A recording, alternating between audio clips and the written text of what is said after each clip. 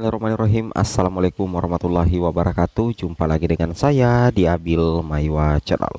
Jadi teman-teman, channel ini merupakan channel pendidikan tempat kita berbagi tentang aplikasi pendidikan, Microsoft Office, serta tips dan triks komputer.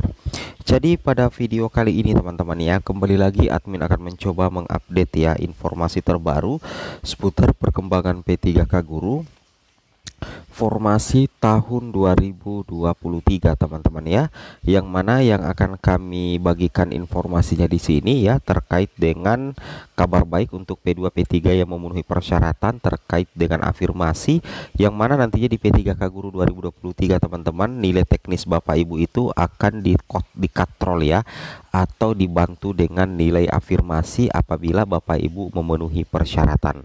Ya, ini tentunya menjadi kabar baik ya bagi guru honorer ya, terutama bagi pelamar prioritas 2, 3, dan 4 yang memenuhi persyaratan, karena dengan adanya tambahan afirmasi nantinya itu bakal mengkatrol nilai teknis Bapak Ibu ya, sangat berpotensi sih teman-teman ya untuk mendapatkan nilai terbaik ya di seleksi P3K Guru formasi tahun 2023. Baik, tapi sebelum kita lanjut Bapak Ibu ya, bagi rekan-rekan guru yang baru pertama kali menemukan channel ini, jangan lupa tekan tombol subscribe ya, dan aktifkan lonceng notifikasinya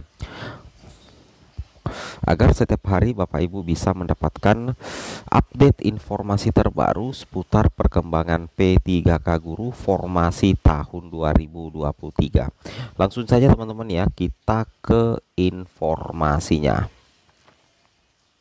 Di sini teman-teman kita bisa langsung lihat saja ya bahwasanya bagaimana perkembangan afirmasi teman-teman ya untuk P3K Guru 2023.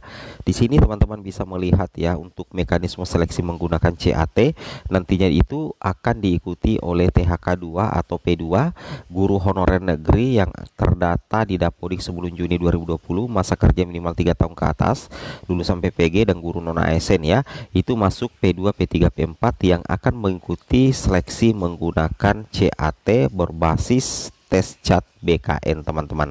Di sini nantinya di sini teman-teman ya, untuk seleksi menggunakan CAT-nya nantinya itu dilaksanakan apabila masih tersedia kuota formasi P3K Guru ya. Tentunya setelah penempatan bagi guru yang telah memenuhi nilai ambang batas atau P1. Nah, yang mana seleksinya itu ada 4 ya, kompetensi teknis, manajerial, sosiokultural, dan wawancara. Nah, ini yang penting sekali di poin ketiga teman-teman ya. Individu ditempatkan di tempat tugas masing-masing sepanjang kebutuhan tersedia. Apabila tidak terdapat kebutuhan di tempat tugasnya, maka akan ditempatkan pada satuan pendidikan yang membutuhkan. Intinya apa teman-teman? Prioritas pertama itu adalah bagi teman-teman yang memiliki sekolah induk, itu potensi ditempatkan di sekolah induk Bapak Ibu. Tapi dengan catatan Bapak Ibu itu mendapatkan nilai yang bagus, sehingga kalau di ranking Bapak Ibu menang atau masuk dalam kategori yang lulus seperti itu. Namun apabila di sekolah induk Bapak Ibu tidak ada kebutuhan formasi, maka secara otomatis teman-teman itu akan diarahkan untuk mengisi penempatan di sekolah lain ya, tapi tetap dalam satu instansi.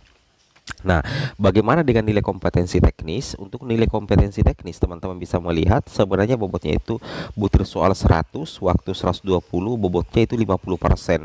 Jadi kompetensi teknis ini bisa kita katakan sebagai tipe konten yang sangat menentukan P2, P3, P4 mendapatkan nilai tertinggi teman-teman ya. Kenapa? Karena bobotnya itu 50% dari keseluruhan soal kompetensi P2, P3, P4 di seleksi P3K 2023.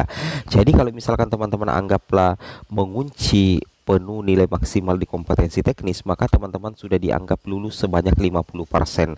Tinggal Bapak Ibu berjuang di manajemen sosiokultural ditambah dengan wawancara ya. Untuk manajemen sosiokultural itu 30%, wawancara 20% teman-teman.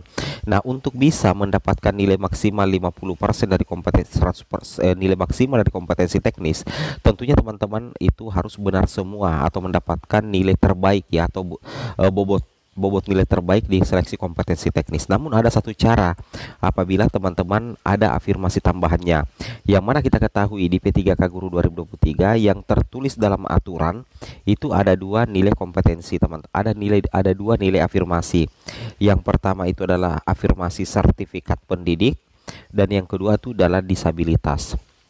Jadi, teman-teman, ketika teman-teman baik itu P2, P3, P4 memiliki sertifikat pendidik, maka teman-teman akan mendapatkan 100% dari nilai maksimal kompetensi teknis. Bayangkan teman-teman ya, kalau teman-teman mendapatkan nilai maksimal di kompetensi teknis, maka teman-teman hanya fokus di manajerial sosiokultural plus wawancara. Nah, ini untuk siapa teman-teman? Nah, ini tentunya berlaku untuk semua peserta yang memiliki sertifikat pendidik yang linier teman-teman ya, dengan formasi yang dilamar. Sedangkan bagi afirmasi disabilitas itu dari mendapatkan 10%. Nah, 10% dari nilai maksimal kompetensi teknis. Nah, untuk siapa ini afirmasi disabilitas? Keterangannya adalah pelamar dari penyandang disabilitas yang sudah diverifikasi jenis dan derajat kedisabilitasannya sesuai dengan jabatan yang dilamar. Jadi mantap sekali teman-teman ya. Jadi ketika misalkan anggaplah seperti ini ya, teman-teman ya memiliki sertifikat pendidik ya, anggaplah teman-teman memiliki sertifikat pendidik ya, maka secara otomatis teman-teman itu akan mendapatkan sorry ya, tambahan nilai ya. Jadi nilai teknis teman-teman itu akan disempurnakan oleh afirmasi serdik teman-teman, sehingga teman-teman akan mendapatkan nilai maksimal untuk seleksi kompetensi teknis. Jadi nantinya nilai teknis teman-teman itu akan ada dua.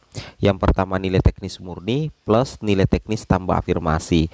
Nantinya juga akan tercantum nilai wawancara, manajerial, sosiokultural. Tapi dari seluruh butir soal atau tipe konten, teman-teman perlu ketahui bahwa nilai kompetensi teknis P2, P3, P4 itu yang paling menentukan karena mewakili 50% dari keseluruhan butir soal daripada soal kompetensi tahun 2023 teman-teman ya. Seperti itu kira-kira. Itu yang harus teman-teman pahami ya. Nah, di sini kita lihat salah satu informasi juga ya teman-teman dari FGPPNS. Di sini dikatakan untuk perwakilan daerah P1 tinggal 1 mapel matematika SMA yang belum bisa daftar insya Allah 2024 tuntas ya. P2, P3, P4 semuanya yang TMS sudah menjadi MS. Hanya ada sebagian TMS karena baru masuk grup, dan ada juga yang heboh duluan mau cepat resum akhirnya zong. Makanya satu komando supaya tidak ada yang terkendala lagi. Bismillah 2024 semuanya dituntaskan. Ini dari FGPPNS teman-teman.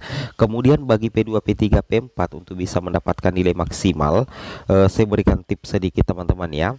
Teman-teman sebaiknya mengunduh file yang pernah diedarkan oleh Kemenpan RB yang bernomor B2881MSM0100-2023. Kenapa? Karena edaran ini itu menyangkut materi pokok soal seleksi kompetensi teknis dengan cat untuk seleksi pengadaan P3K tahun anggaran 2023.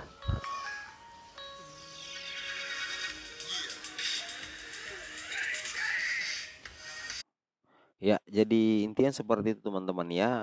Logikanya dalam rangka wujud untuk materi soalnya kan sudah ada di sini.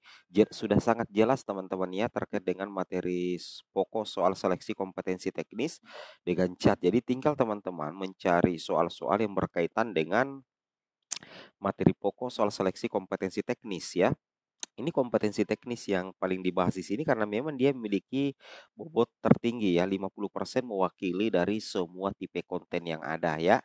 Oke ya teman-teman ya, mungkin di sini kita bisa lihat teman-teman ya, kira-kira ini tipe kontennya teman-teman ya. Contoh tipe kontennya seperti ini dia. Kisi-kisi soal P2, P3, Bismillah silakan dipelajari dengan baik, searching and googling. Ini dia teman-teman ya untuk guru ahli pertama. Ini kisi-kisinya, jadi tinggal dicari materi-materi yang sesuai teman-teman ya. Oke, semoga bermanfaat. Assalamualaikum warahmatullahi wabarakatuh.